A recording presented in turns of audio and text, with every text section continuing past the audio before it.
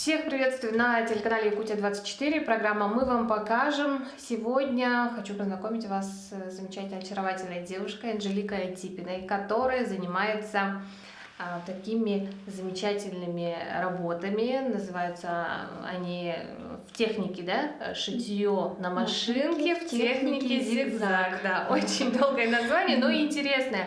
И как вот мы уже успели пообщаться с Анжеликой, техника довольно-таки новая для нас, да, для якутян. Расскажите, как вы с ней познакомились и когда? Ну, вообще, мое увлечение началось, конечно, со школьных времен. Это было сначала вязание на крючке на уроках труда. Потом, конечно же, это семья моя, мама, бабушка. Они всегда с детства пользовались машинкой. Все, что нужно подшить, пробить шторки, это все было вот у меня на виду. Машинка всегда была в доме, всегда была лучшим другом, да? Конечно, палочка-вручалочка, можно сказать. И относительно не так давно, вот, наверное, чуть меньше года, я наткнулась, конечно, в социальных сетях на такую вот страничку увлекательную одной девушки, посмотрела ее работы готовые, посмотрела ее мастер-классы готовые, и сама, как сказать, заинтересовалась, увлеклась вот этой вот техникой шитья, потому что у меня машинка уже была, я думаю, надо что-то попробовать. Так и все началось. Заказала пробные 2 мотка шнур, вот таких вот они вот так вот выглядят, конечно, на мотке бывает побольше. И начала пробовать шить. Конечно, не сразу все получалось, но со временем это все мне вот далось. Ну вот шить вы уже начали, да? Да, я начала шить. Я поняла, что просто по кругу, да? Да, это как улиточка вначале идет, и по нарастающей, и потом уже получаются вот такие вот изделия. То есть начинается шить каждое изделие со дна. Если это корзинка, если это вот косметичка, шляпа, сумочки, они все со дна.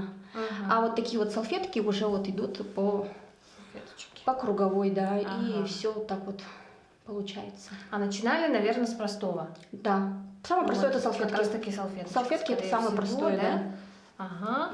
А потом самое сложное? Самое сложное это, конечно, у меня вот, казалось бы, тут простой круг, но вот по деталям, по-разному, да, вот это вот моя тоже, так сказать, пробная работа. Это вот такие сумки и шляпы тоже по технике исполнения, они более сложные. И различные корзинки тоже бывают сложными, если, допустим, креативную ручку придумать. Ну, у меня, к сожалению, нет тут на показе, но будет на фотографиях. Ну вот занимаетесь, вы сказали, год уже, да, этим. И вот, ну, не скажешь, что год это мало, да? Немного. Ну да, можно так сказать. Я постоянно смотрю уже такие работы очень качественные, да? Я стараюсь смотреть, учиться, мастер-классы смотрю. То есть есть ролики определенные на YouTube-канале, они обучающие. Я обучаюсь. То есть постоянно какие-то знания все равно? Да, конечно. Как в любом другом деле. Ну и покажете, да, нам, как давайте я вам покажу. Работает. То есть в самом начале нам нужно сделать улиточку небольшую из шнура. Сейчас я вам намотаю и покажу.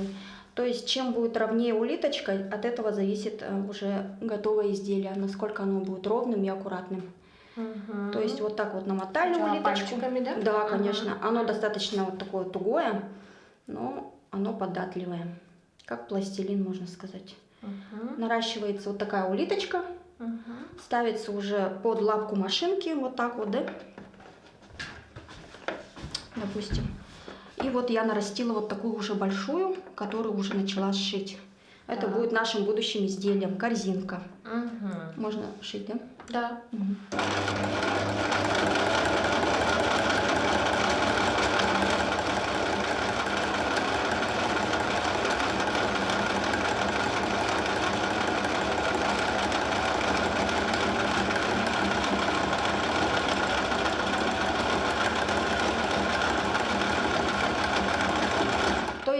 Для будущей корзинки нам нужно поднять вот эти бока.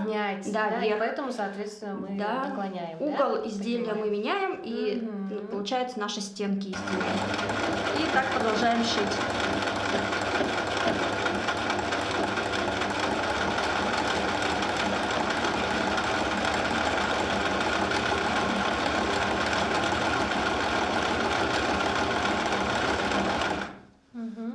Анжелика, ну вы сказали, вот в начале все равно не все получалось, да? Да. С какими вот трудностями столкнулись? Трудности были в подборе нитки и уже шнура. И в технике, вот не на всех машинках есть, допустим, определенный размер строчки нужный, чтобы захватить сразу 2 шнура. Тут получается хитрость в том, что мы захватываем предыдущий слой вот шнура. И это не всегда бывает с первого раза получается. И, конечно, тут нужно приноровиться, чтобы не пропускать и не съезжать в сторону влево-вправо. То есть нужно определенно, чтобы вот строчку вот так вот хватала иголка. Ага. Так, В этом продолжаем. сложность.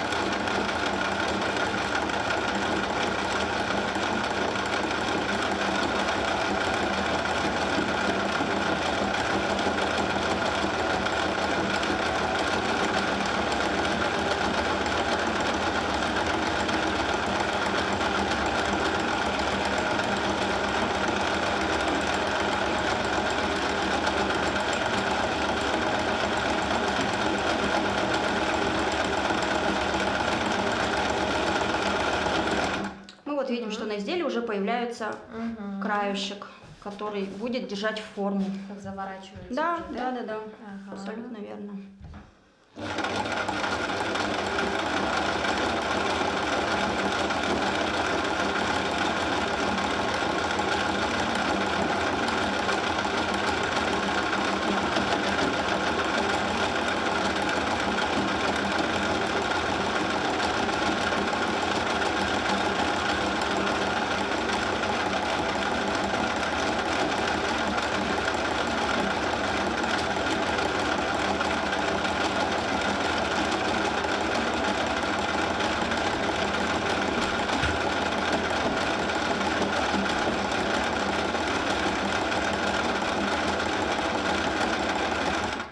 Здесь вот все виды работ ваших представлены или есть еще? Нет, что-то? есть еще, да. Ага. Что? Есть еще корзинки. И что же у меня еще было? И круглые, конечно же, корзинки. Корзинки с ручками, то есть, и круглые корзинки. И еще сейчас я вот планирую серию детских корзин с крышками обязательно и с ручной росписью. Ух ты. В акриле. Я вот сейчас с девочкой контактирую, она хорошо рисует. Это будет очень нежно для детских и красиво. Хочу вот новую серию, да. К весне, к лету. И еще к празднику ИСЭХ хочу придумать сумочки такие с клапанами, чтобы здесь был якутский орнамент, допустим, в национальном стиле. Тоже будет, я думаю, неплохо смотреться. Все секреты вам рассказала. Ну, наоборот, хорошо. Будем ждать. Да.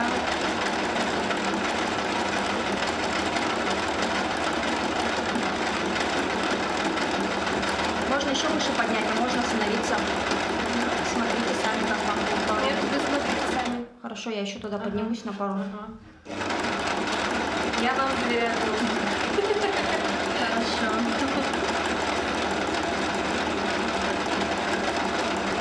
Все, что касается жгута, да? Где-то вот он его заказывать нужно, или он продается у нас доступен в магазинах Якутска? Здесь в Якутске есть, вот я ходила, так как во времени я тоже ограничена, с маленьким ребенком не всегда поездишь. Есть, конечно, но, как сказать, в наличии мало цветов и диаметра нужного. Я все заказываю. В основном это Новосибирск и вот его область. У них это тоже маленькие фабрики, семейные производства, они сами все это делают. Это хлопок, 100% Да, хлопок. вот прям трогаешь, чувствуется, да? Натуральный Он материал. очень легкий в изделиях, вот потрогайте. Сумка, казалось бы, такая, да, не маленькая, но она легкая. Да. Легкая. Какая красивая еще, да? Шопер. Да. На лето вообще, мне кажется, самое то, да? Пляжный сезон. Я сейчас еще вот цветовую гамму тоже свою пополняю к лету. И будет уже больше таких цветных, ярких. Ну, я вижу, у вас здесь есть... Это бирочки готовые, да. Они продаются тоже, можно заказывать, а есть, как сказать, можно уже свое именное сделать. Вот. Не думали ли Думаю, все свой это бренд? вот у меня в работе, так как я недавно начала, еще не настолько осмелилась. Вот такие вот они бывают разных цветов, разных размеров.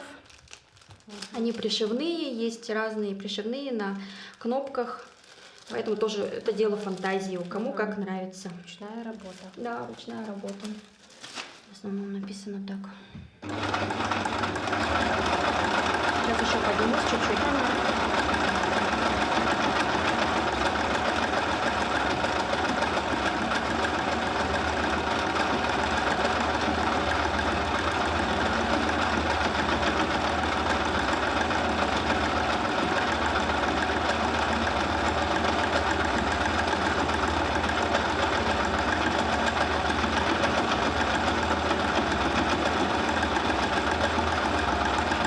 Вот достаточно будет. Вот И- сколько примерно по времени уходит на корзинку, которую вы сейчас... Ну, вот совсем немного времени. Мало, можно сказать. Если, конечно, ты мало, сидишь... это сколько? Минут, 20-30, 20. наверное. Если не отвлекаться ни на что. Отлично. Вот такого Мгм. размера, вот столько вот Мгм. уходит на подготовку, Мгм. на заправить машинку ниткой Ага. от начала до конца. А изделия побольше, конечно, такие вот уже побольше времени. Мгм. Допустим, я с отрывами сумочки шью за 2-3 дня. Мгм. По полчаса, по 40 минут сижу, шью, ну и, конечно, на домашние дела отвлекаюсь, бывает. Ну вот мы закончили свое, допустим, Ага. изделие. Мгм. Нам понадобятся ножницы, горячий клей. Так. Да, просто обрезаем, где мы хотим. Кончик, находим сердцевинку, вот такая вот сердцевинка тут есть. Чуть-чуть ее нужно срезать, чтобы спаять края горячим клеем. У меня горячий клей. Ага, пистолет он у меня не очень удобный, долго греется, поэтому так вот быстрее получается. Мгм. Технической стороны. Смазали и закрепили. То есть внутри он спаивается, и вот этот сердечник, получается, не виден. Ага. Ага. Вот так вот сделали. То же самое вот здесь делаем на своем изделии, чтобы красиво завершить его. Мгм. Тут, наверное, не будет видно за машинку, но я там показала. Мгм. Интересно. Мгм. Мгм. Смазали чуть-чуть. Если много делать, тоже оно видно в изделии в готовом, поэтому не нужно. Вот у меня в начале тоже сначала, когда я начинала шить, в изделиях был вот этот вот виден Мгм. горячий клей. Мгм. А потом уже вот, ну все, потом приходит с опытом. Приноровились. Да, конечно. Мгм. Чуть-чуть срезаем, чтоб не попадал на иглу горячий клей. И сшиваем.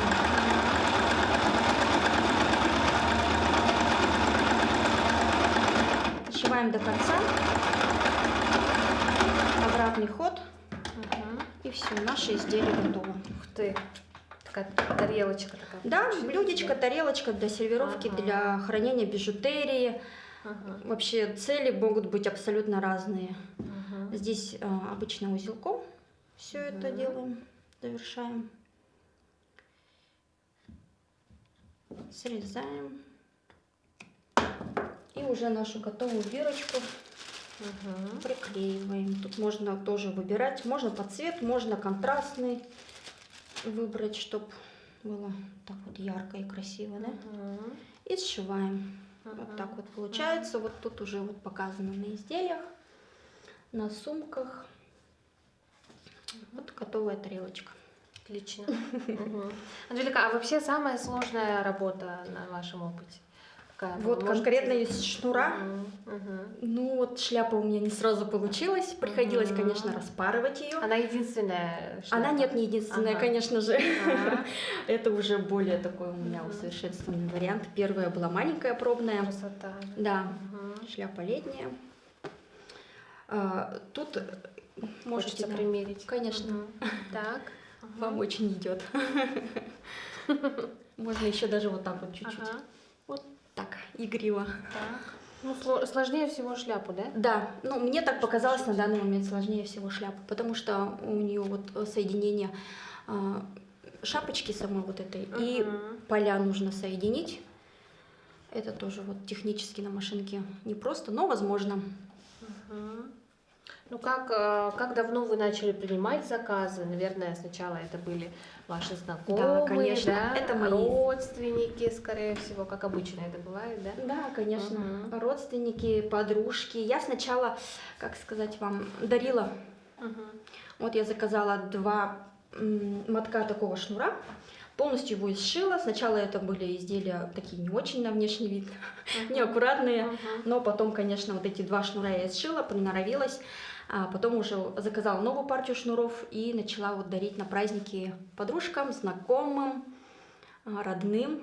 Им понравилось, они оценили. Конечно же, было сложно вот это все вот начинать, как сказать, и страничку свою открывать тоже, на публику выносить свои изделия. Я, как сказать, чуть-чуть критики боялась. Не осмеливались. Да, это все у меня лежало несколько месяцев, но потом в один прекрасный момент так получилось, то, что что-то у меня настроение такое было выложить что-то, и пошло-поехало. Здорово. Ну и сейчас уже, наверное, нет отбоя, да?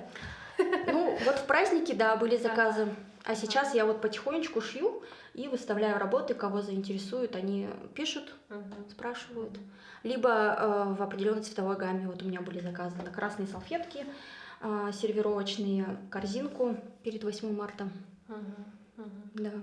А вот до знакомства с этой техникой вот тоже наверняка каким-то творчеством занимались. Да, это в основном я на крючке со школьной скамьи вяжу крючком. Это шапки, шарфы детям своим, пинетки маленьким деткам. Это кофточки такие легкие. И в основном, вот когда ребенок старший пошел в садик, приходилось постоянно шить костюмы новогодние, на все утренники, и вот там вот потихоньку тоже. Ну, я самоучка. Все, что нужно, смотрю ролики на ютубе и повторяю. Ну, как успеваете? Вы сказали, у вас 2 детей. Да. Да, наверное, свободного времени не так много. Как хотелось бы, конечно, да. Но нахожу вот в основном с утра, когда уйдут в школу, старший уйдет в школу, младший занят игрушками своими. Нахожу время, вот хотя бы полчаса, уже вот что-то можно слепить, как говорится. Ну, по чуть-чуть. Да, по чуть-чуть. По чуть-чуть. Ну, вы уже сказали, что планируете сделать свой бренд, если не секрет. Да, вот возможно. как можно будет вас узнать? У меня есть страничка в социальных сетях, я вам оставлю, и там название по этой страничке можно будет найти. Либо рукоделие. Ну, в основном, вот, знаете, оказывается, наши рукодельницы, мастерицы выставляются в Кружало у нас. Вот недавно была ярмарка большая, 4-5 числа. Я ходила, посмотрела на ярмарку. И, возможно, хочу, принимать участие. Заявку оставлю. Конечно же, если получится все, то буду в июне месяце выставляться уже в Кружало. Ну, мне кажется, пора уже, да. Да. Очень красиво. Есть время до лета нашить изделия готовые и попробовать выставиться. Вот. А еще, может быть, какие-то планы у вас есть более такие глобальные, да? Например? Ну, например, чем-то еще заняться или сшить что-то такое, на что не осмеливаетесь сейчас, например. Ну, есть да. такие мысли? Это, допустим, по моим, как сказать, мечтам можно сшить новогодние композиции. Ну, не только новогодние, а скатерти. Но это не совсем будет такая, как в обычном понимании скатерть, а она будет, композиция будет из нескольких цветов, как дорожка на стол. Праздничный стол, не только новогодний. Вот такие вот тоже глобальные. Они большие, конечно. Эти изделия большие, они требуют больше времени и фантазии. Ну вот я уже спрашивала про сам материал, про жгут, да? Насколько вот затратно его приобрести и вот насколько вот окупается, да? Вполне такой вопрос, который, может быть, интересует.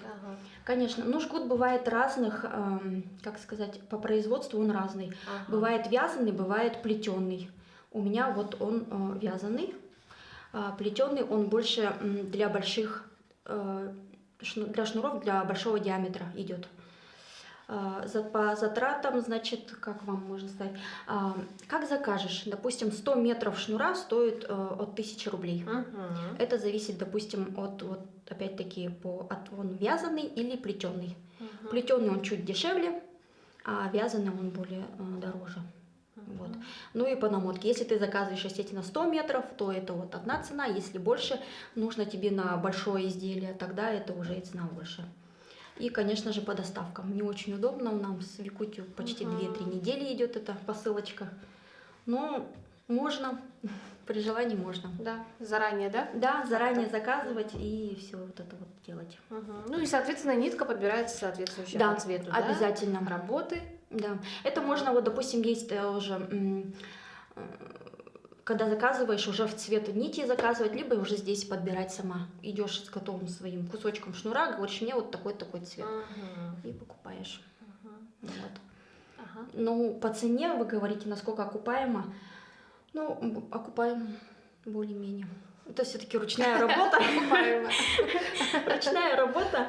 Ну, допустим, вот такой вот комплект, цену можно озвучивать? Можно, конечно. Допустим, такой комплект вот из 4 салфеток. В пределах скольки, да, рублей? Да, в пределах от 2 до 2,5 тысяч. Все зависит от диаметра салфеток, конечно, от потраченного материала.